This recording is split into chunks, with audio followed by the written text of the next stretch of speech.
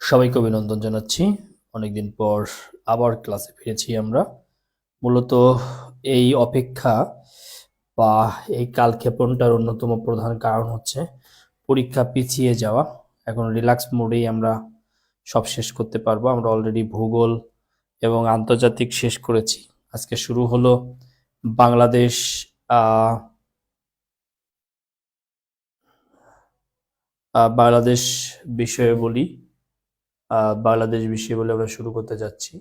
আসেন, বাংলাদেশ বিষয়গুলিতে মার্ক হচ্ছে 30। এই 30-এর মধ্যে যেভাবে 25 পাওয়া যাবে সেভাবেই পড়াবো আপনাদেরকে, আমি আশাবাদী। কিন্তু উপস্থিতি লাগবে, ক্লাসের উপস্থিতি খুবই খারাপ। আহ, আমরা যে জায়গা থেকে আজকে আমরা দেখব, আমরা মূলত হচ্ছে বাংলাদেশ বিষয়গুলির প্রাচীন যুগ,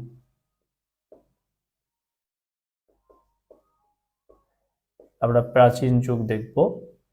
এর মধ্যে আমরা যে অংশগুলো দেখব তার মধ্যে বাঙালির নৃতাত্ত্বিক পরিচয়,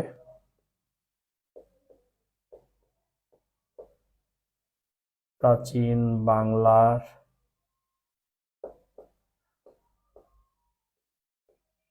জনপদ, আর হচ্ছে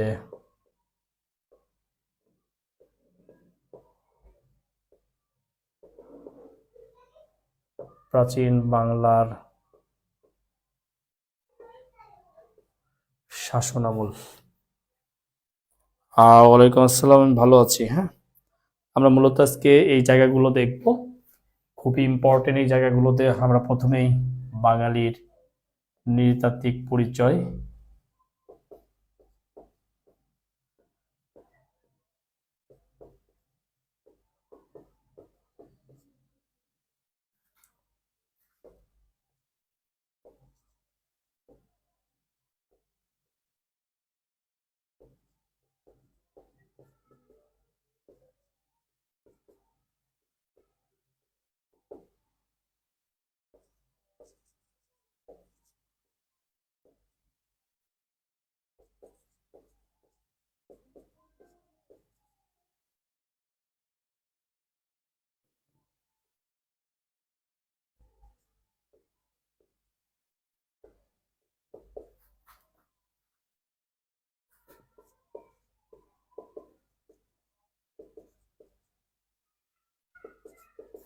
এর অর্থ হচ্ছে শিকারী, অর্থাৎ আমাদের পূর্বপুরুষ হচ্ছে শিকার করে জীবন যাপন করতো, এই জন্য বাঙালিকে নিষাদ বা বেদও বলা হয়। আমরা যদি পুরো জাতিগোষ্ঠীকে দেখি, তাহলে আমরা এই দুইটা ভাগে ভাগ করতে হবে। একটা হচ্ছে অনার্য, আর একটা হচ্ছে আর্য।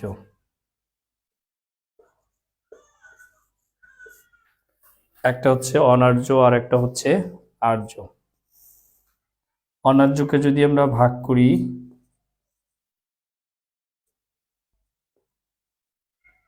তাহলে ভাগ হবে নেগ্রিটো,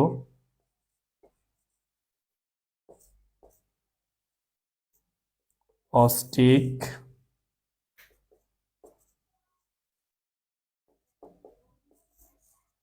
দ্রাবিড়,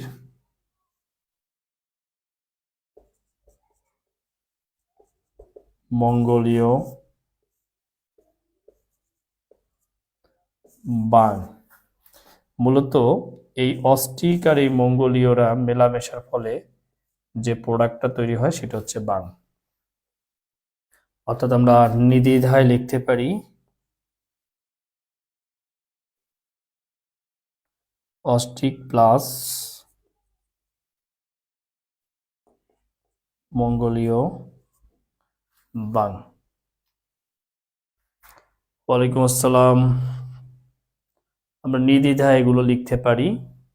তাহলে আরো কিছু আমরা প্রশ্ন লিখে ফেলবো এখান থেকে।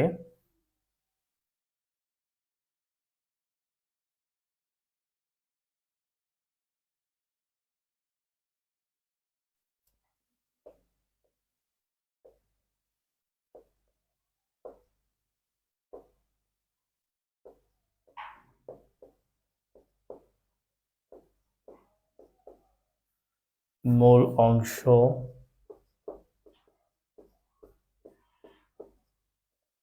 গড়ে উঠেছে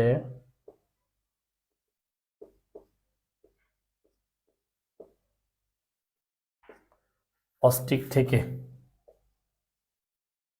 বাঙালি জাতির মূল অংশ গড়ে উঠেছে অস্ট্রিক থেকে। সবচেয়ে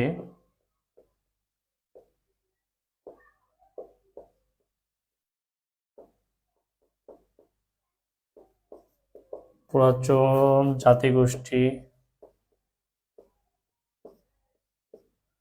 নেগ্রিটো।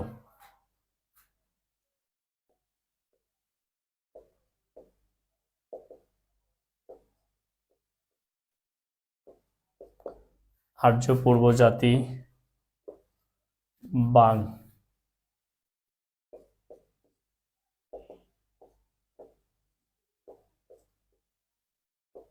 বাংলাদেশের বেশিরভাগ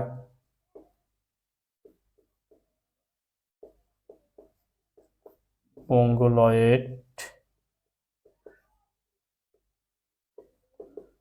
বা ভোটচীনীয়। বাংলাদেশের বেশিরভাগ হচ্ছে মঙ্গোলয়েড বা ভোটচীনীয়।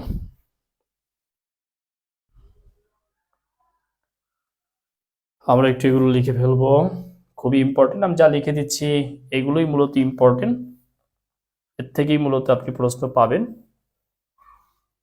দেখেন,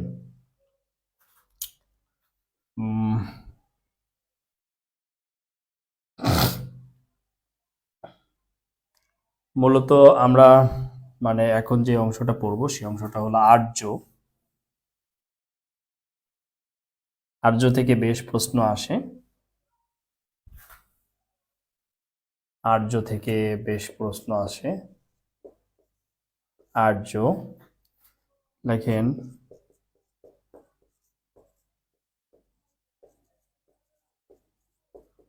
প্রধান ধর্মগ্রন্থ বেদ। বেদের একটি খণ্ড ঋগ্বেদ এর অংশ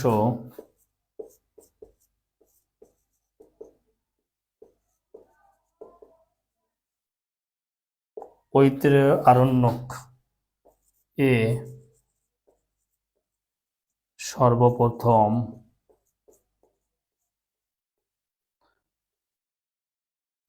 বঙ্গ জনপদের কথা জানা যায়। মোটামুটি এই অংশের সবচেয়ে ইম্পর্টেন্ট লাইনগুলো আপনাদেরকে লিখে দিয়েছি। এই লাইনগুলো থেকে আপনারা কিন্তু প্রশ্ন পেয়ে যাবেন। এই সুন্দর নোটটা একটু করে রাখেন সবাই, সবাই সুন্দর করে নোটটা করে রাখেন। এই অংশ থেকে যদি প্রশ্ন আসে, আমি যেটুকু লিখে দিচ্ছি এর থেকেই কিন্তু প্রশ্নগুলো পেয়ে যাবেন। আমরা এখন দ্বিতীয় অংশে চলে যাব, সেটা হচ্ছে প্রাচীন বাংলা জনপদ। আপনাদের লেখা হয়ে গেলে একবার একটু ডান লিখেন।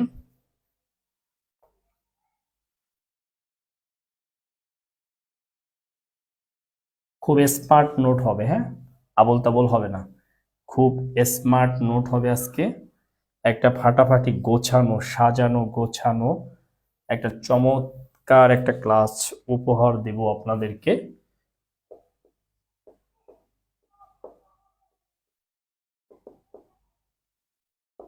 প্রাচীন বাংলার জনপদ।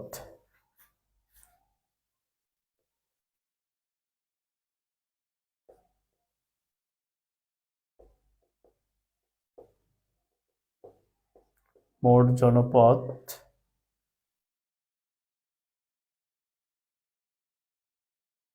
16টি।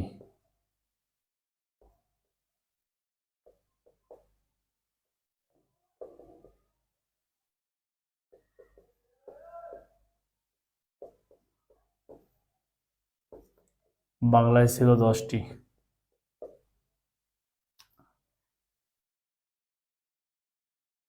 তো আমরা জনপদগুলো একটু দেখি। প্রথমেই শিরোনাম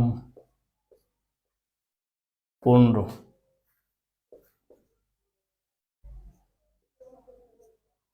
দেখেন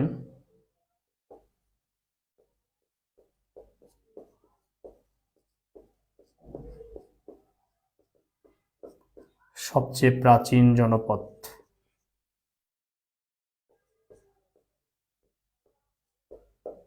রাজধানী,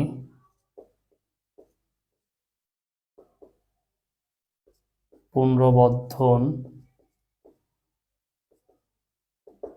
বা পুণ্ড্রনগর।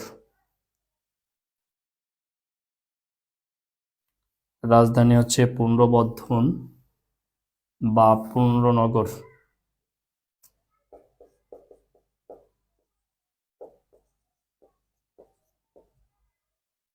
বর্তমান এলাকা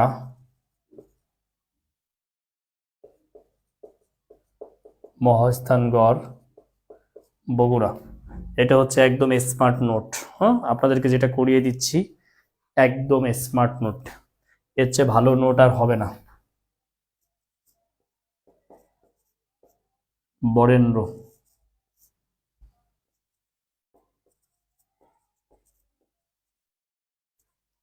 বর্তমান এলাকা,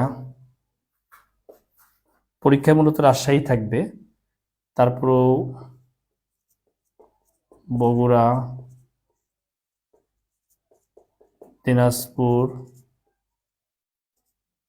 রাজশাহী ও রংপুরের অংশবিশেষ।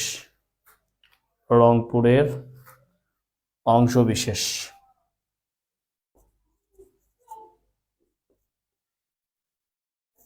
সমতট, বর্তমান কুমিল্লা, নোয়াখালী। সমতলে কোনো ব্যাঙ, এটা মনে থাকলেই হবে। সমতলে কোনো ব্যাঙ। সমতল মানে সমতট, কুতে কুমিল্লা, নোতে নোয়াখালী, কুমিল্লা নোয়াখালী। সমতলে কোনো ব্যাঙ, এটা মনে থাকলেই হবে।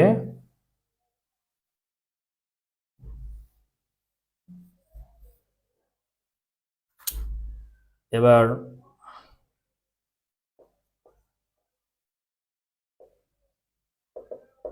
হরিকেল, হরি একটা চিস, হরি একটা চিস, চিতে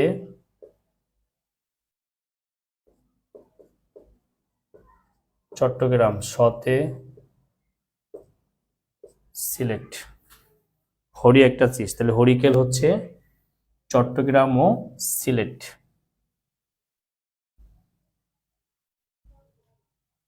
এবার আসেন বঙ্গ,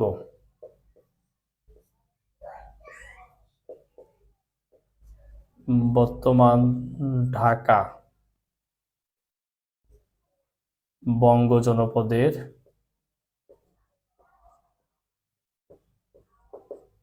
অন্তর্ভুক্ত ছিল।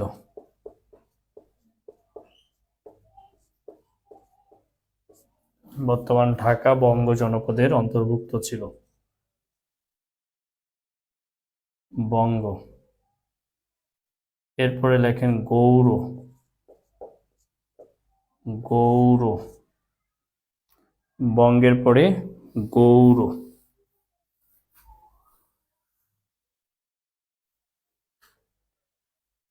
গৌর হলো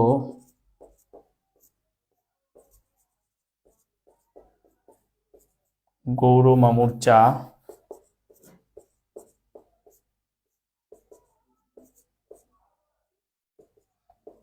সুবর্ণ সূচক খা। গৌর মামুর, মাথে মালদহ, মুর্শিদাবাদ,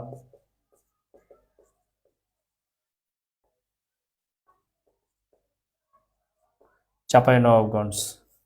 সুবর্ণ হলো কর্ণ সুবর্ণ। এই কর্ণ সুবর্ণ হলো গৌড়ের রাজধানী।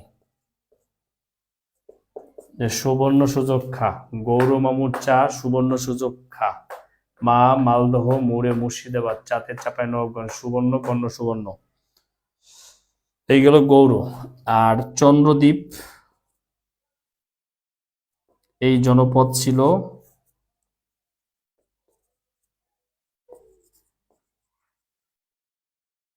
বর্তমান বরিশাল। বরিশালে কয়েকটা নাম ছিল, যেমন বাকলা,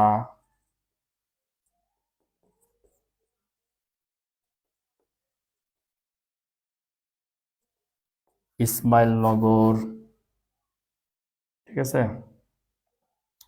তারপরে চন্দ্রদ্বীপ। এগুলো হচ্ছে বরিশালের নাম। চন্দ্রদ্বীপ, এগুলো হচ্ছে বরিশালের নাম। দেখেন মোটামুটি আমরা জনপদও শেষ করেছি। স্মার্টলি আজকে হবে smart note. Smart Bangladesh, smart ছেলেমেয়ে, স্মার্ট নোট হবে। এই যে দুইটা অংশ পড়াইলাম, অল্প একটু সময় লাগছে, আপনারও আত্মস্থ করতে বেশি সময় লাগবে না। কিন্তু মজার বিষয়, কখনো কখনো বিসিএস পরীক্ষা আমরা যদি 45 বাদ দেই, 45 ভিন্ন কথা, কারণ 45-এর শুরুই করছে 1942 সাল থেকে প্রশ্ন। এর আগের বিসিএস যদি দেখেন, কখনো এই আলোচনার মধ্যে থেকে দুইটা, কখনো একটা প্রশ্ন মাস্ট ছিল, মাস্ট সবসময় ছিল। বুঝতে পেরেছেন? অতএব এই জায়গাটা খুবই গুরুত্বপূর্ণ একটা জায়গা। আজকে আমরা স্মার্ট বাংলাদেশের ছেলে মেয়ে স্মার্ট নোট করব। আমরা আজকের নোট হবে স্মার্ট, আবল তাবল হবে না। প্রাচীন বাংলার শাসন আমল। প্রাচীন বাংলার শাসন আমল। আর প্রথমে লিখব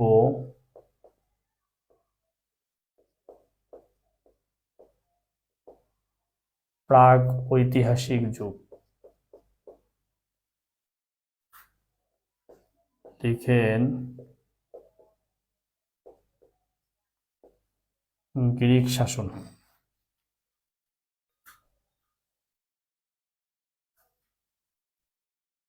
গ্রিক শাসনে লিখেন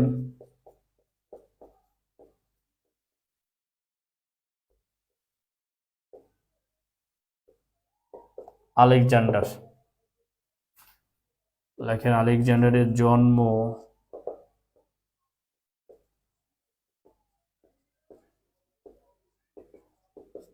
মেসিডোনিয়ায়,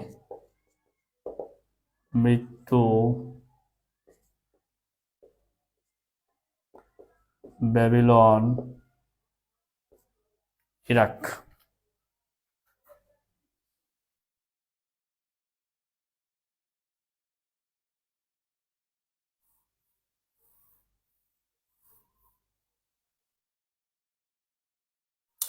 ব্যাবিলন, ইরাক।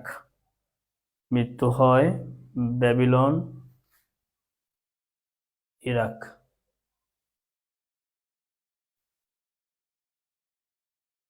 এরপরে আমরা লিখব তার প্রধান সেনাপতির নাম ছিল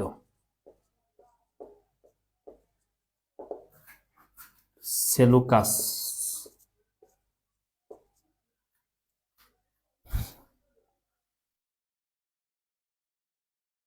ওকে, অর্থাৎ প্রাগৈতিহাসিক যুগে এই প্রাচীন ভারতে প্রথম যারা আক্রমণ করে, অর্থাৎ প্রাচীন ভারতে প্রথম আক্রমণ করে এবং শাসন করে। প্রথম আক্রমণ করে এবং শাসন করে। এই যে প্রথম আক্রমণ করলো, শাসন করলো, আলেকজান্ডার দ্য গ্রেট, সে চলে গেল ইরাকে, এদিকে সেলুকাসকে দায়িত্ব দিয়ে গেল। তো মৌর্য বংশের চন্দ্রগুপ্ত মৌর্য নামক এক শাসক, সে সেলুকাসকে আক্রমণ করলো এবং পরাস্ত করলো। এর ফলে যেটা হলো, গ্রিক শাসনের অবসান হয়। গ্রিক শাসনের অবসান করেন চন্দ্রগুপ্ত মৌর্য এবং প্রাচীন ভারতের প্রথম যুগের সৃষ্টি হয়। প্রাচীন ভারতের প্রথম শাসন আমল তৈরি হয়, বংশানুক্রমিক শাসন আমল। আমরা যদি প্রাচীন ভারতের শাসন আমলগুলো দেখি, যে বংশানুক্রমিক শাসন, যেমন মৌর্য শাসন বা যুগ,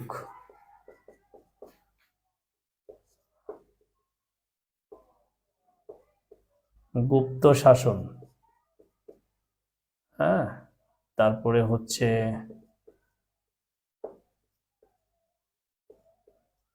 গৌড় শাসন,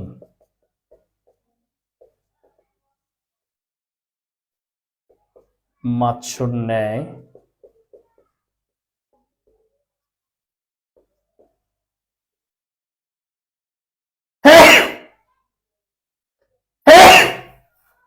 পাল আমল,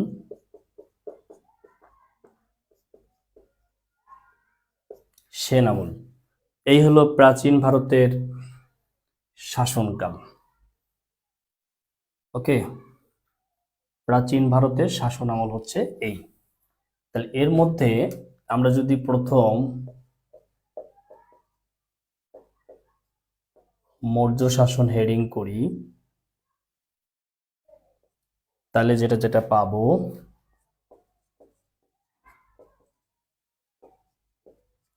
মৌর্য শাসনের প্রতিষ্ঠাতা ও প্রথম রাজা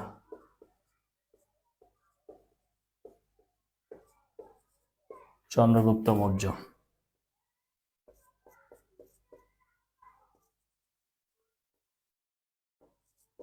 রাজধানী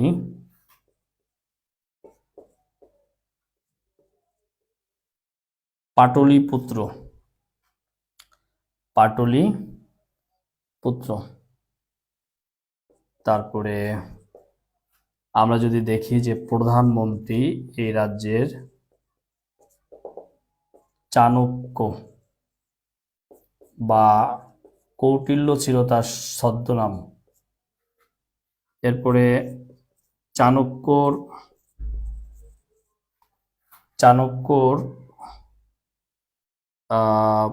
গ্রন্থ বা অর্থশাস্ত্র, আমরা চাণক্যর অর্থশাস্ত্রের কথা যদি বলি, অর্থশাস্ত্র, সায়েন্স অফ পলিটিক্স। চাণক্যর অর্থশাস্ত্র হচ্ছে সায়েন্স অফ পলিটিক্স।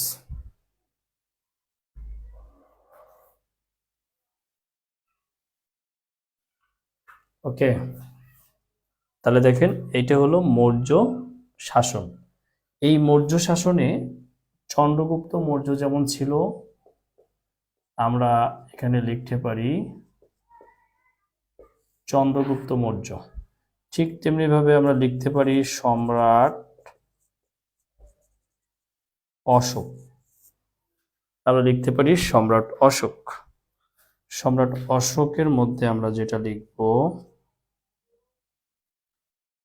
মৌর্য বংশের শ্রেষ্ঠ শাসক। মৌর্য বংশের শ্রেষ্ঠ শাসক হচ্ছে সম্রাট অশোক। কলিঙ্গ যুদ্ধের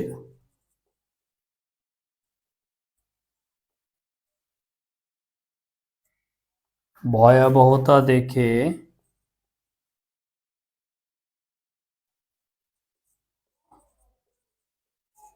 বৌদ্ধ ধর্ম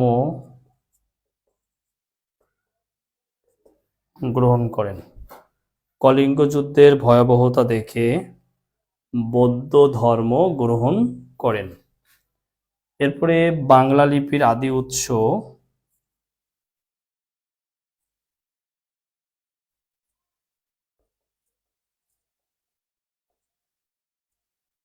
ব্রাহ্মী লিপি।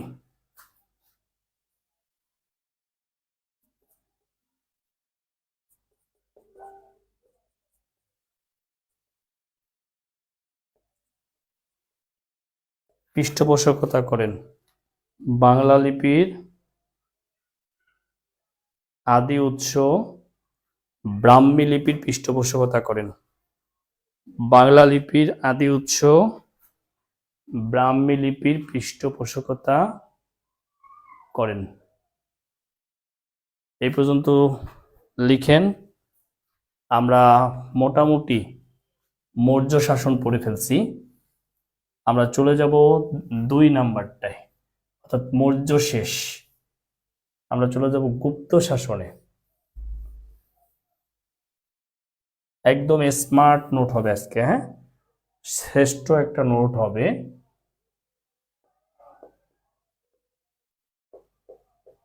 গুপ্ত শাসন।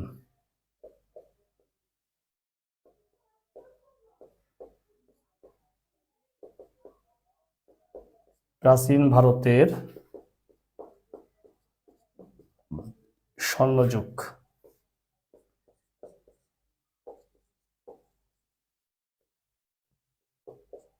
প্রথম রাজা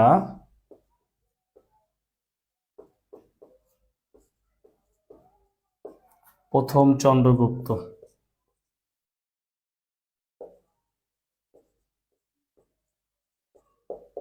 শ্রেষ্ঠ রাজা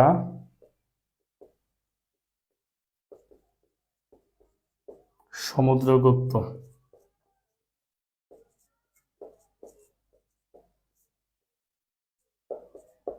তৃতীয় রাজা দ্বিতীয়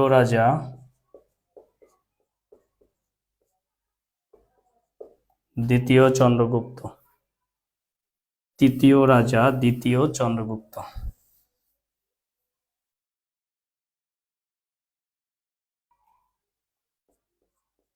লেখেন বিক্রমাদিত্য উপাধি ছিল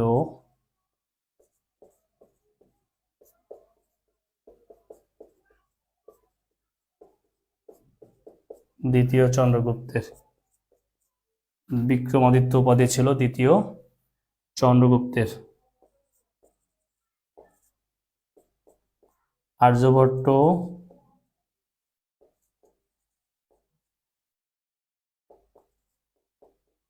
শূন্য আবিষ্কার করেন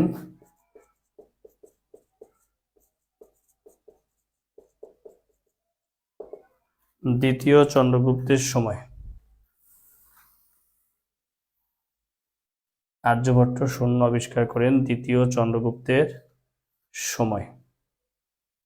আমরা আরো কিছু জিনিস আছে, এগুলো সেন বংশ শেষ করার পরে একবারে এক জায়গা করে লেখাবো, যেন একটা সুন্দর নোট হয় এবং বুঝতে সুবিধা হয়। ঠিক আছে, তাহলে গুপ্ত শাসন শেষ। আমরা এখন গৌড় শাসনে চলে যাব।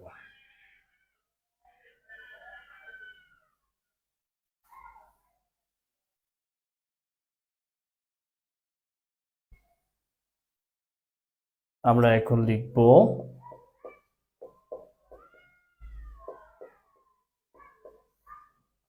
গৌড় শাসন। প্রথমে লিখব শশাঙ্ক। গৌড় শাসন হচ্ছে স্বাধীন রাজ্য ছিল, একটা স্বাধীন রাজ্য ছিল। শশাঙ্ক হচ্ছে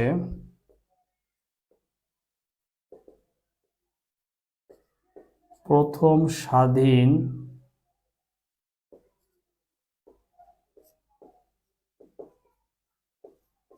বাঙালি নরপতি। সে নিজে নিজেই উপাধি ধারণ করেছিল। উপাধি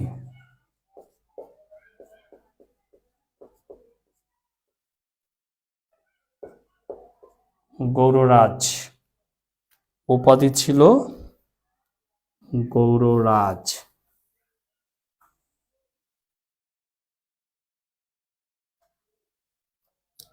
এরপরে হর্ষবর্ধন নামে একজন ছিল, সেখানে তেমন কিছু পড়ার নাই আমাদের আপাতত।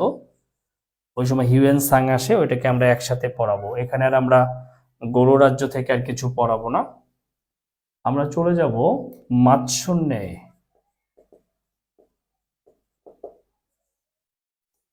এর অর্থ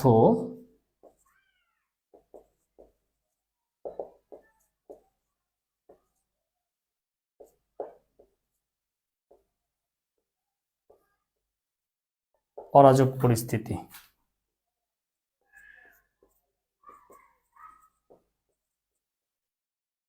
সময়কাল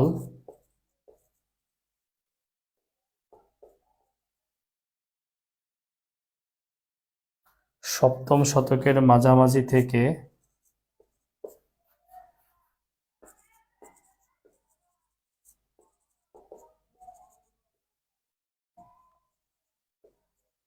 অষ্টম শতকের মাঝামাঝি। সপ্তম শতকের মাঝামাঝি থেকে অষ্টম শতকের মাঝামাঝি হচ্ছে মাৎস্যন্যায়। ঠিক আছে, তাহলে আমাদের মাৎস্যন্যায়ও শেষ হয়ে যাচ্ছে। হ্যাঁ, থাকলো পাল আর সেন আমল। দেখেন অনেক সুন্দর করে আমরা একটা নোট করে ফেলছি, আপনি জাস্ট রিভিশন দিবেন, মজা পাবেন। ঠিক আছে, এরপরে কারো কোথাও প্রশ্ন থাকলে এখানে করতে পারেন, ইনবক্সে করতে পারেন, ফোন করতে পারেন, যে কোনো সমস্যার সমাধান করে নিতে পারেন। আমরা যদি পাল আমলে যাই, পাল আমল,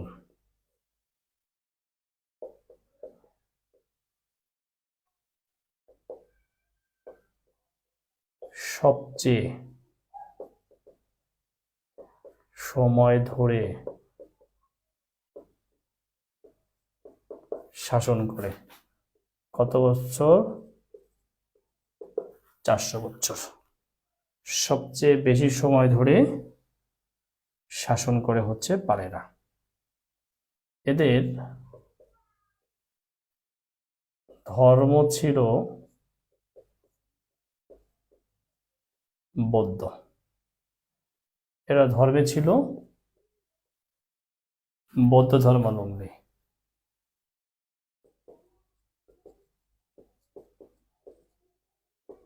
বাংলা সাহিত্যর নিদর্শন চর্যাপদ রচনা হয় পাল আমলে। বাংলা সাহিত্যের আদি নিদর্শন চর্যাপদ রচনা হয় পাল আমলে।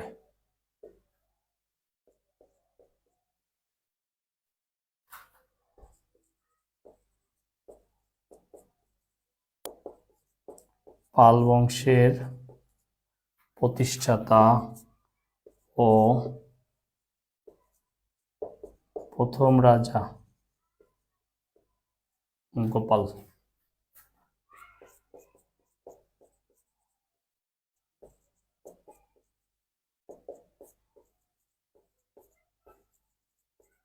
পাল বংশের শ্রেষ্ঠ রাজা ধর্মপাল।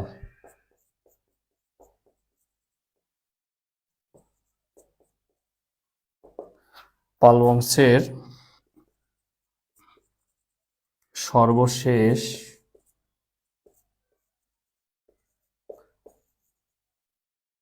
মুকুটমণি রামপাল।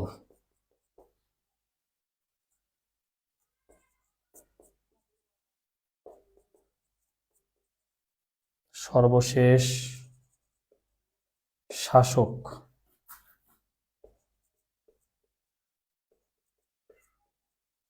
পালপাল। সর্বশেষ শাসক হচ্ছে পালপাল। এখানে অনেকগুলো গুরুত্বপূর্ণ জিনিস আছে, তার মধ্যে অন্যতম জিনিস হচ্ছে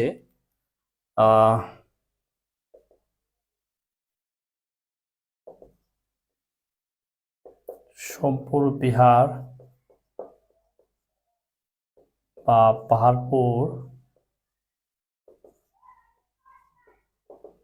বৌদ্ধ বিহার। 1985 সালে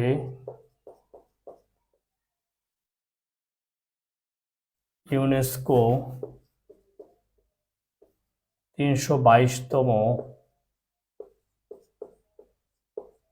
বিশ্ব ঐতিহ্য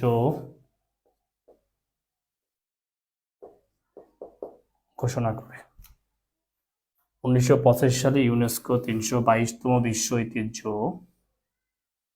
ঘোষণা করে।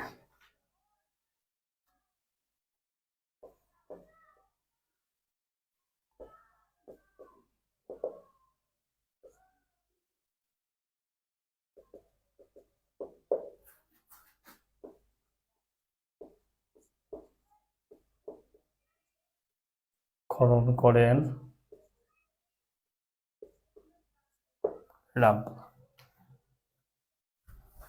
রামপাল।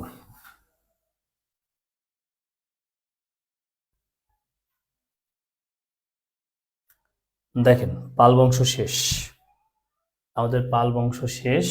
আমরা এখন চলে যাব সেন বংশে। আমরা এখন সেন বংশ। নোটটা আপনাদের কাছে কেমন লাগতেছে একটু বলবেন, নোটটা কেমন লাগতেছে আপনাদের কাছে? সেন বংশের মনে রাখবেন, হেবি লক্ষণ, হেবি বল,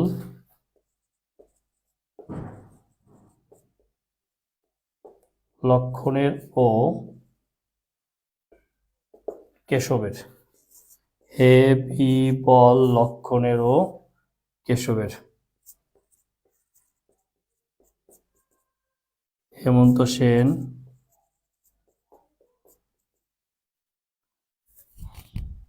বিজয় সেন,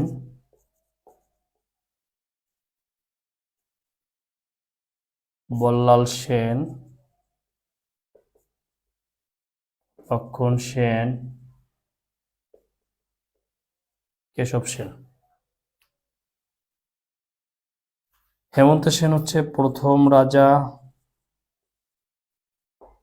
বিজয় সেন শ্রেষ্ঠ রাজা, লক্ষণ সেন শেষ রাজা, কেশব সেন শেষ শাসক। 1225 থেকে 1230 সাল পর্যন্ত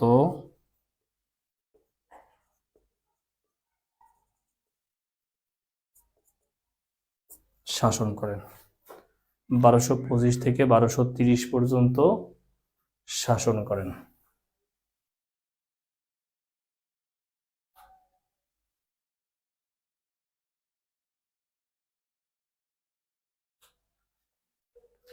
ওকে, এর মধ্যে আমাদের বল্লাল সেনকে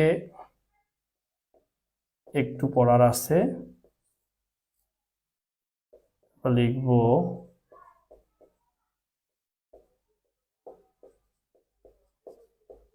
হিন্দুদের জাতীয় মন্দির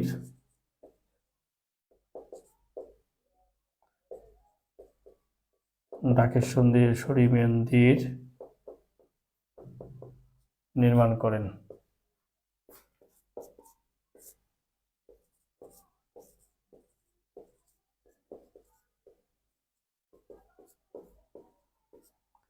কৌলিন্য প্রথা সৃষ্টি করেন, অর্থাৎ 4 ভাগে ভাগ করেন পুরো হিন্দু সমাজকে।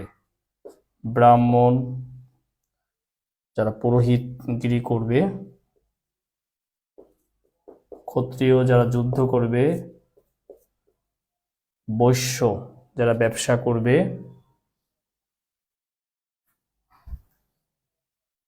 আর হচ্ছে শূদ্র যারা ছোট কাজ করবে আর কি।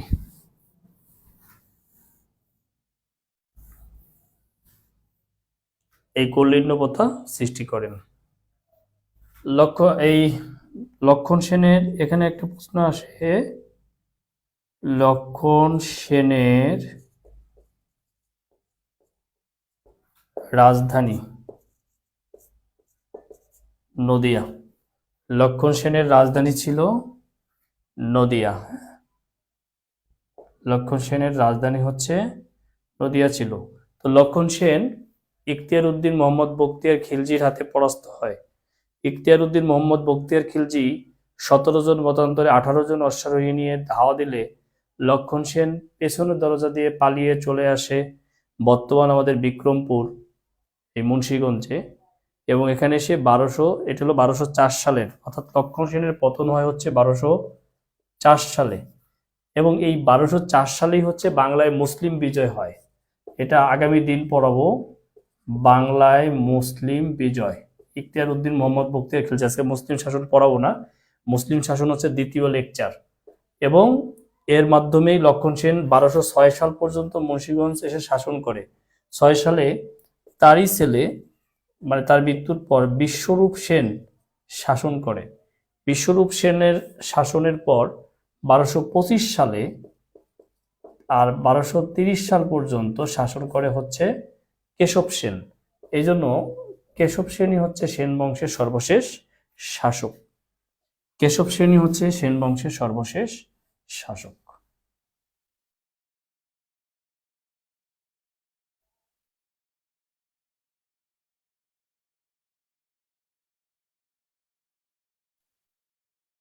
আমরা প্রাচীন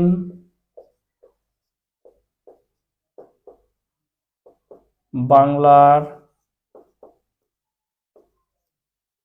পরিব্রাজকদেরকে দেখব।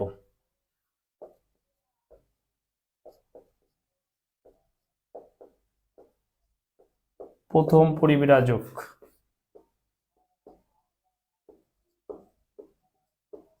মেগারিস্তেনিস, এ আসে গ্রিক থেকে। মেগারিস্তেনিস আসে গ্রিক থেকে, প্রথম পরিব্রাজক। এবং এই পরিব্রাজক আসে প্রথম চন্দ্রগুপ্তের আপনার হচ্ছে চন্দ্রগুপ্ত মৌর্যের সময়।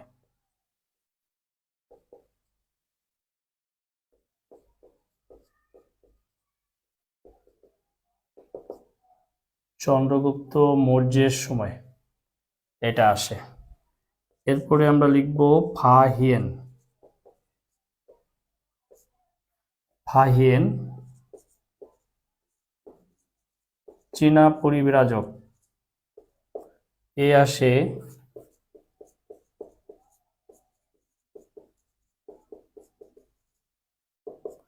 দ্বিতীয় চন্দ্রগুপ্তের সময়।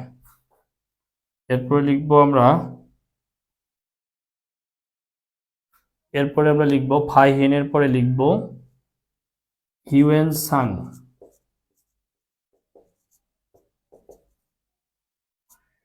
এই হিউয়েন সাং আসে হর্ষবর্ধনের সময়ে। এটা হচ্ছে চীনা পরিব্রাজক। হিউয়েন সাং হচ্ছে চীনা পরিব্রাজক, এ আসে হর্ষবর্ধনের সময়।